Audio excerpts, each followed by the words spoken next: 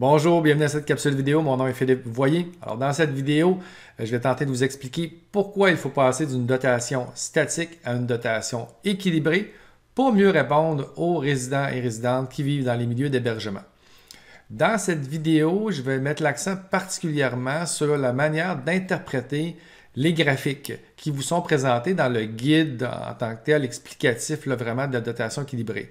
Le guide, là, vous voyez la page couverture est présentement à l'écran. C'est un guide que j'ai produit en collaboration avec Camille Savoie et Sylvie Ré. Donc, dans cette vidéo-ci, je vais d'une manière quand même assez synthétique sur la présentation des concepts de dotation équilibrée, de dotation dynamique, verticale, centrée sur l'éveil ou évolutive. Mais si vous voulez aller plus loin dans la compréhension de ces concepts-là, c'est vraiment le document écrit qu'il faut consulter. Parce que dans le document écrit, je ne peux pas aller aussi loin que je le voudrais dans la partie d'interprétation des graphiques. C'est-à-dire, par rapport à telle courbe, quel genre de décision un gestionnaire de proximité pourrait prendre. Alors, dans cette vidéo-ci, c'est pour ça que je vais mettre particulièrement l'emphase sur cette dimension-là. Donc, ça se pourrait qu'il y ait des éléments qui soient moins clairs pour vous sur des concepts. À ce moment-là, je vous invite à aller voir vraiment le guide. Donc, je vais quand même faire une minime présentation des concepts. Dans le fond, on veut passer d'une dotation statique à une dotation équilibrée. Mais c'est quoi une dotation statique? Une dotation statique, c'est les fameux ratios. C'est-à-dire que tu as un nombre défini de personnel, de membres de personnel par rapport à un nombre défini de résidents ou de résidentes. Donc, ce qui fait en sorte que si on regarde classiquement, on va avoir des RPA avec unité de soins qui vont avoir un certain nombre de soignants pour un nombre de résidents. Après ça, tu vas avoir les ressources intermédiaires et après ça, les CHSLD, puis après ça, les unités spécifiques, unités prothétiques. Puis à chaque fois, dans le fond, on va ajuster le nombre de soignants parce que la perte d'autonomie est plus importante dans chacun de ces types d'établissements-là. Généralement, c'était ça la règle. Maintenant, on sait qu'on a des gens qui se retrouvent avec des pertes d'autonomie très importantes, autant dans les RPA que dans des RI, que des CHSLD, évidemment. Puis dans nos unités régulières de CHSLD, on a aussi des gens qui ont des profils comportementaux que, normalement, si on avait de la place, ils se retrouveraient dans des unités spécifiques, unités de troubles de comportement ou encore unités prothétiques. Mais en fait, les ratios, ce que ça a comme impact, en fait, c'est que ça favorise beaucoup les transitions. C'est-à-dire que la personne a une certaine autonomie, est admise, mettons, dans une RPA avec soins. Tranquillement, elle perd de l'autonomie. Et lorsque son autonomie elle a trop perdu, bien, ce qu'on fait, c'est qu'on la transfère dans un autre milieu parce que, dans le fond, on veut y avoir plus de soignants autour d'elle. La dotation équilibrée, ce que je vais vous proposer, c'est davantage de dire, augmentons l'offre de services autour des gens en perte d'autonomie pour qu'ils restent dans le même milieu. Fait qu'au lieu que ce soit les résidents et résidentes vulnérables avec problèmes cognitifs qui déménagent d'un milieu à l'autre, en fait, c'est plutôt les soignants, les intervenants, les professionnels qu'on augmente en nombre les intervenants autour d'eux. Donc, pour les ratios, là, si les gens se demandent qu'est-ce qui se passe avec ça, on entendait parler de l'échelle Voyer, puis il y avait des ratios, une certaine fourchette.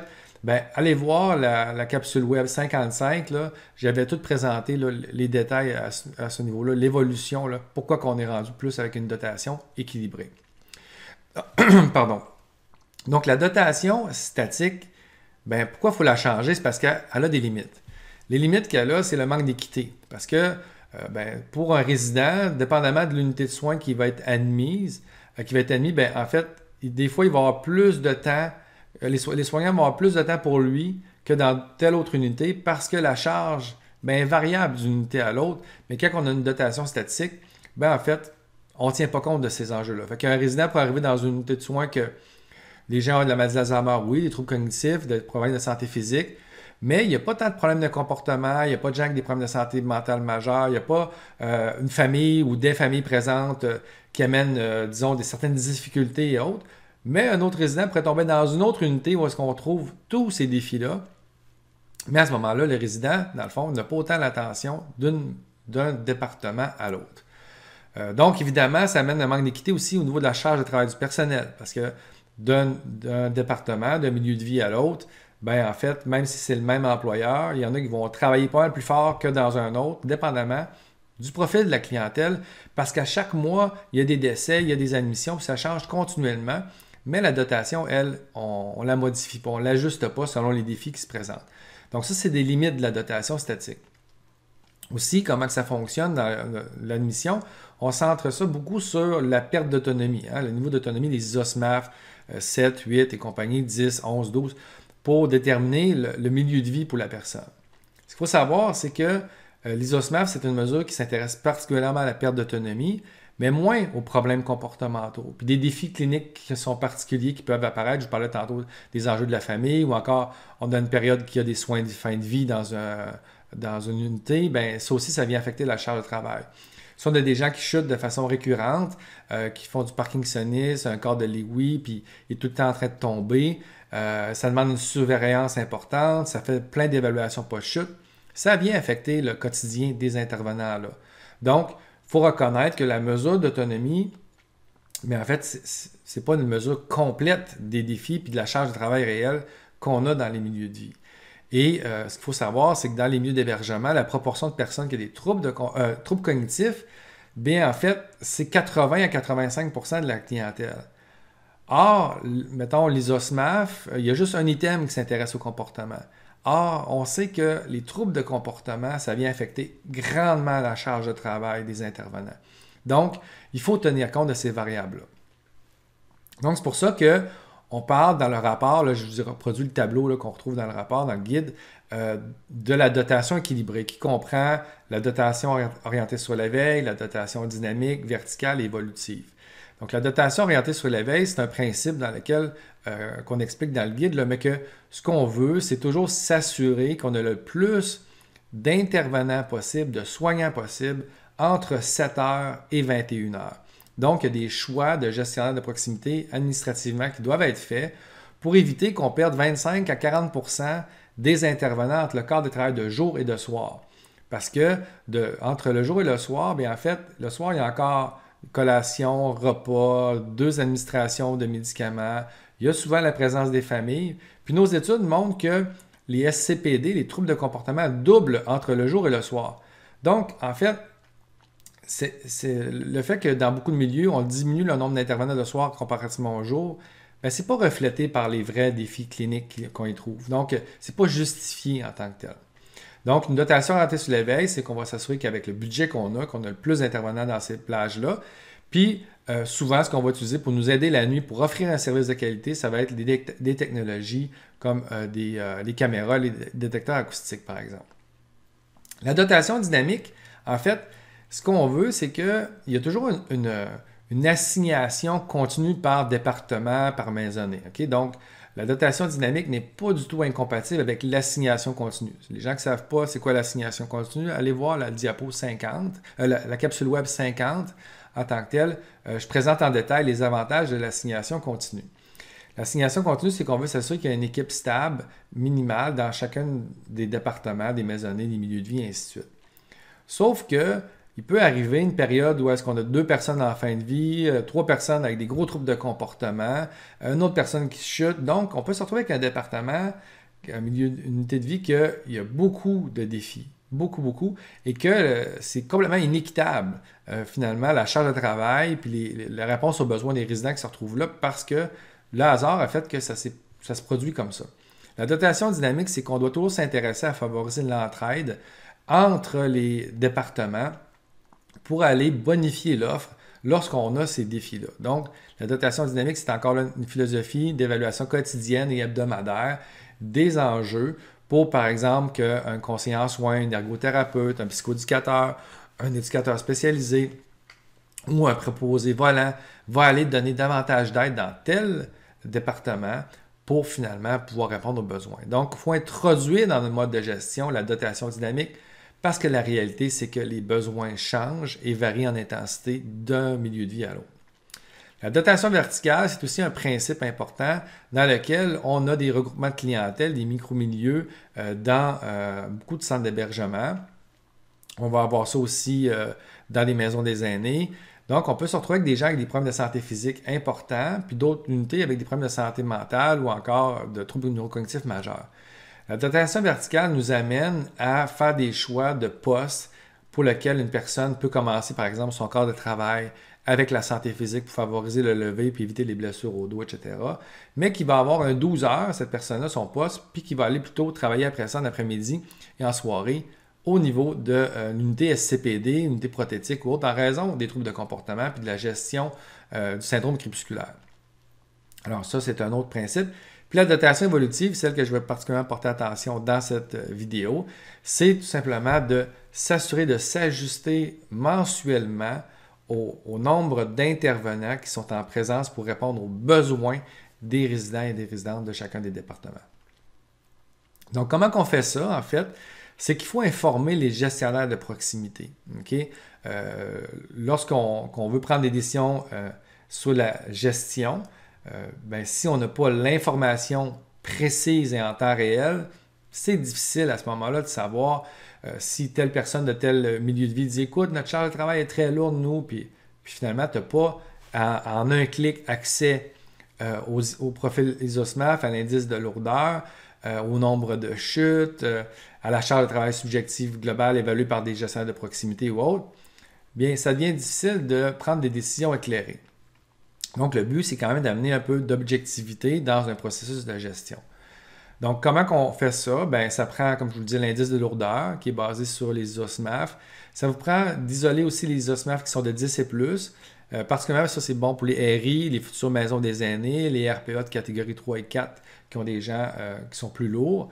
Ça vous prend les profils comportementaux qui sont captés par différentes mesures. Vous allez voir, moi, ce que je vais vous présenter, c'est capté dans la mesure subjective de la charge de travail du personnel.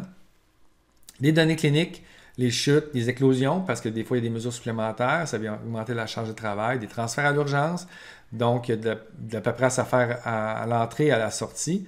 Puis il y a le score personnel qui est tout simplement ta trace de l'équipe en place mois après mois dans telle maisonnée ou dans tel département au milieu de vie.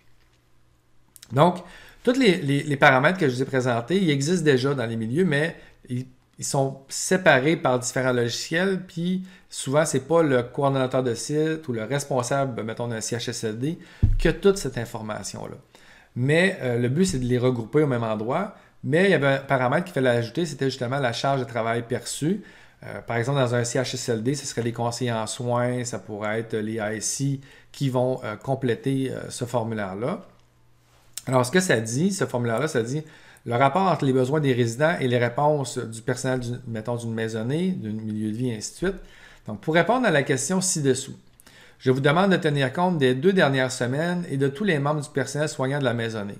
De plus, pour déterminer le score, vous devez considérer les variables suivantes. La fréquence et la gravité des problèmes de comportement des résidents qui causent du stress chez le personnel, l'anxiété et la détresse psychologique du personnel et le niveau de fatigue et d'épuisement du personnel. Et là, ils doivent donner un score qui varie de 5 à 15. Ils ne peuvent pas donner un score en bas de 5 ni supérieur à 15, mais ils peuvent donner 12, ils peuvent donner 7. Puis en fait, souvent, si je prends l'exemple à Humanité, il y a 6 personnes qui complètent ça, on fait une moyenne par la suite. Le score de 10 en tant que tel, en fait, c'est le score qu'on souhaite obtenir, c'est-à-dire qu'il est un score qui correspond à un équilibre adéquat entre les ressources en place et les besoins des résidents. Le personnel a le temps de faire les activités prévues, la collaboration des résidents est variable, il y a des défis, mais ils sont gérables. Un score de 5, c'est un score en fait où tu as plus de ressources que nécessaires aux besoins des résidents. Donc, un score de 5 correspond à un déséquilibre entre les ressources en place et les besoins des résidents. Le défi quotidien est faible. Le personnel a le temps de faire toutes les activités avec aisance. La collaboration des résidents est optimale. Score de 15, tu ne veux pas ce score-là non plus, parce que c'est un déséquilibre inverse. On dit un score de 15 correspond à un déséquilibre entre les ressources en place et les besoins des résidents. Les défis quotidiens sont très grands. Le personnel manque toujours de temps pour faire les activités requises. La collaboration des résidents est souvent difficile. Le personnel a un certain découragement. Donc ça, c'était vraiment un outil qu'il a fallu créer, par exemple, parce que c'est vraiment l'outil utilisé qui est à Humanité. Je présente ce cas-là dans le guide en tant que tel, le mode d'emploi et la mise en application. Et maintenant, c'est plus que 2 ans qu'on utilise ce document-là. Je peux vous dire que je suis très impressionné par son niveau de sensibilité à ce qui se passe dans une maisonnée en tant que telle. Ça reflète vraiment quand même très bien les enjeux en lien avec les problèmes de santé physique ou encore en lien avec des problèmes cognitifs et les troubles de comportement. Donc, voici justement ce que je vous disais que je voulais mettre l'emphase dans cette vidéo, c'est l'interprétation des différentes courbes. Parce qu'en fait, tout est reflété dans un logiciel. Au départ, c'était tout avec des documents Excel, etc. Mais comme à Humanité, ils travaillent avec la compagnie Domédic, qui a un logiciel qui s'appelle Xpid Pro, bien, moi, j'ai travaillé avec eux pour optimiser leur logiciel pour pouvoir ajouter ces variables-là pour que ça se fasse de façon automatique en tant que tel. Donc, ce que vous voyez, dans le fond, vous avez les données qui sont en bas, puis qui sont représentées en graphique en tant que tel. Donc, l'indice de lourdeur sur 14, c'est la ligne orange. Fait que vous voyez, il varie là, entre 7.4 et 7.8 sur 12 mois. Donc, en fait, il faut savoir que pour une maisonnée, l'indice de lourdeur visé, c'est entre 7 et 8. Fait qu'on sait généralement, avec la dotation prévue, on va être en mesure de gérer ce qui va se passer dans une maisonnée avec un indice de lourdeur de 7 et 8. Quand ça va au-delà de ça ou en bas de ça, on sait qu'il va falloir ajuster probablement la dotation. Ensuite de ça, le jaune, ce sont les OSMAF de 10 et plus. Donc, on isole ces gens-là parce qu'on sait qu'ils peuvent être perdus dans un indice de lourdeur. Fait qu'on veut les savoir parce que s'il y avait une polarisation des résultats, fait qu'on veut savoir exactement qualitativement il y en a combien qui ont un ISOSMAF de 10 et plus parce que ça vient influencer la charge de travail. Ensuite de ça, il y a le score de personnel. Puis vous voyez, le score a changé à peine, mais c'est parce que c'est des heures ici et là qui ont été ajoutées. Puis maintenant, le score d'une maisonnée de base, c'est 5 maintenant au niveau du personnel. Puis dans le guide, on explique tout comment le calcul est fait pour arriver avec ces scores-là. Et après ça, la charge subjective, bien en fait, on vise toujours 10, comme je vous disais. Fait que vous voyez, c'est une maisonnée que j'appelle sans histoire. C'est-à-dire que ça va bien, il n'y a pas des gros défis comportementaux ou autres. Ce qui fait que finalement, on est capable, mois après mois, de maintenir l'air d'aller parce qu'il n'y a pas d'enjeu qui ressort. Je vais vous donner un autre exemple. Cette fois-ci, une maisonnée, lors de l'ouverture, vous voyez, dans le fond, le nombre de résidents 3, 9, donc il y a une augmentation du nombre de résidents et ça vient affecter l'indice de lourdeur. Puis ça vous montre aussi le nombre de résidents qui avaient un ISOSMAF de 10 et plus qui est en croissance également.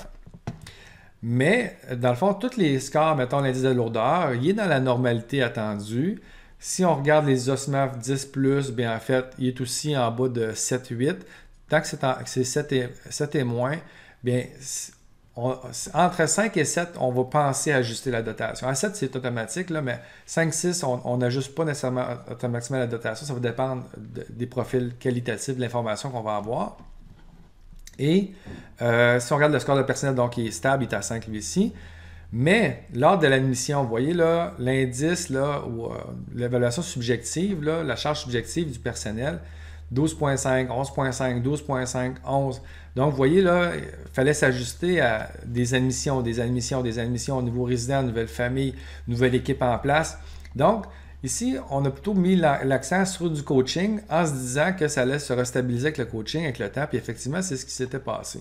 Donc, mais ce que ça nous a permis de voir, parce que ce n'est pas toutes les maisonnées ou les départements qui font beaucoup d'admissions qui vont avoir une charge subjective supplémentaire. Ça dépend un peu d'autres facteurs. Donc, ici, c'est un exemple de coaching. Ici, en fait, c'est un autre maisonnée. Vous voyez, au niveau de l'indice de lourdeur, c'est dans la normalité aussi. Fait que, y a pas, si on se basait uniquement sur l'indice de lourdeur, les OSMAF, en fait, jamais qu'on ajusterait la dotation de cette maisonnée-là parce qu'on se dit, non, c'est normal, ils sont supposés être en mesure de répondre adéquatement aux besoins parce qu'il y a le même nombre de personnel puis on a les mêmes indices que d'autres maisonnées. Mais en réalité, dans cette maisonnée-là, on avait des résidentes au nombre de 4, entre autres, beaucoup d'errances intrusives, et qu'il pouvait y avoir des altercations entre elles. Ce qui amenait beaucoup d'une charge attentionnelle au personnel, c'est-à-dire que lorsqu'ils vont donner des soins, bien là, ils n'étaient plus en mesure de toujours offrir une surveillance constante au cœur de la maisonnée, mais de par le profil de ces 4 personnes-là qui pouvaient faire de l'errance, pouvaient se croiser, puis pouvaient avoir des altercations physiques, bien, en fait, ça amenait un stress considérable à l'équipe en place. Fait que même si on a fait du coaching et tout ça, le stress restait là parce que ça pouvait arriver à un moment donné qu'il y a une chute ou autre, puis les gens se sentent responsables, se sentent coupables par ces éléments-là.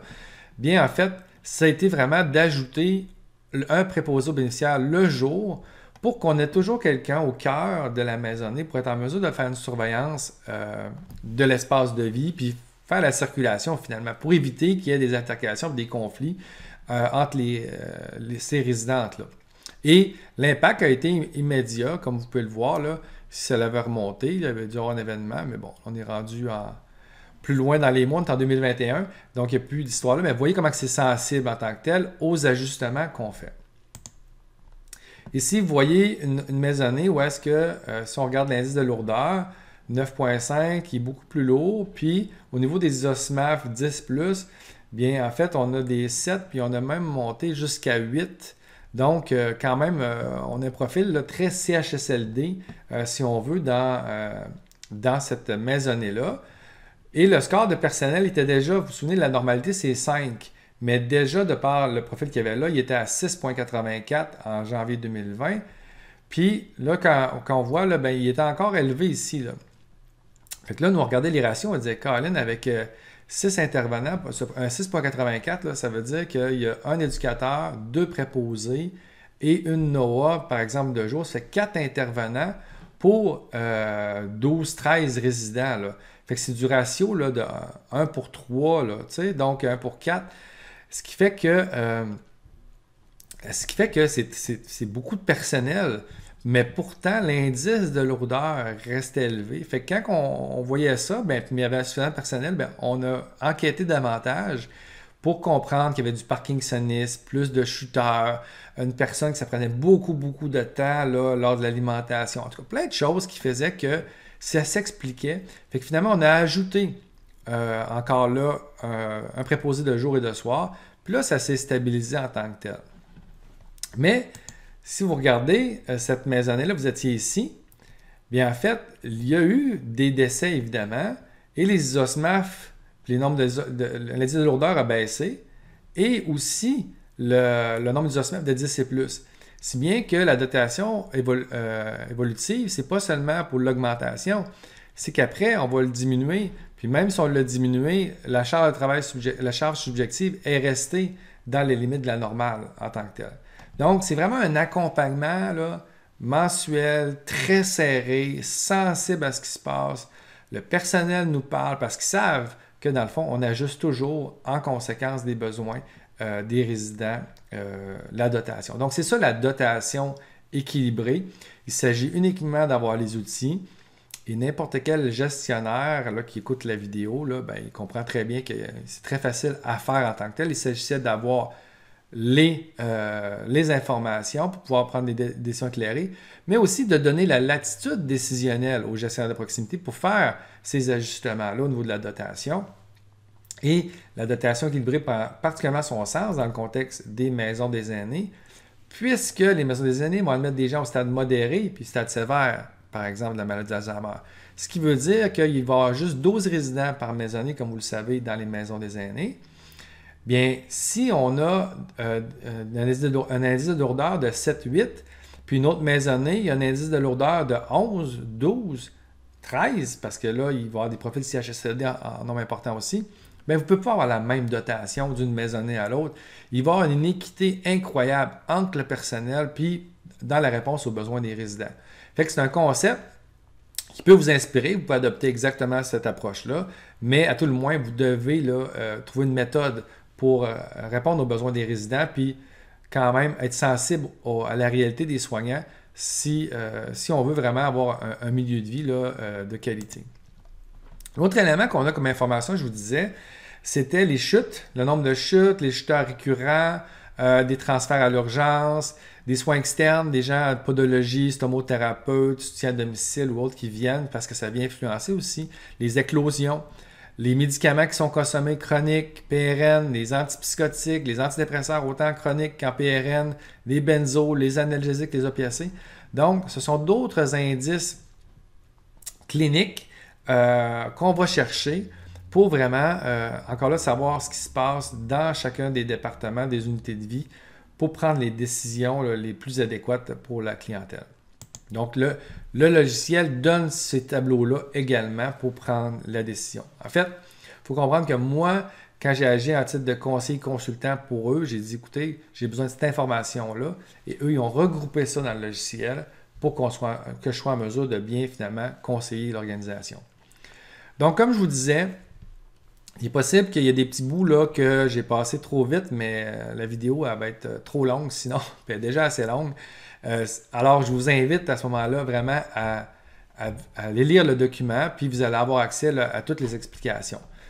Puis ça se peut qu'au bout de la ligne, quand même, il vous reste des questions. Ce que je vous dirais, si vous avez des questions de nature plutôt clinico-administrative, de la manière d'utiliser ces concepts-là au quotidien, parce que j'ai plusieurs autres exemples là, que j'ai étudiés dans des ressources intermédiaires, que j'ai étudiés dans des CHSLD privés conventionnés. Donc, ces principes-là s'appliquent à plusieurs situations.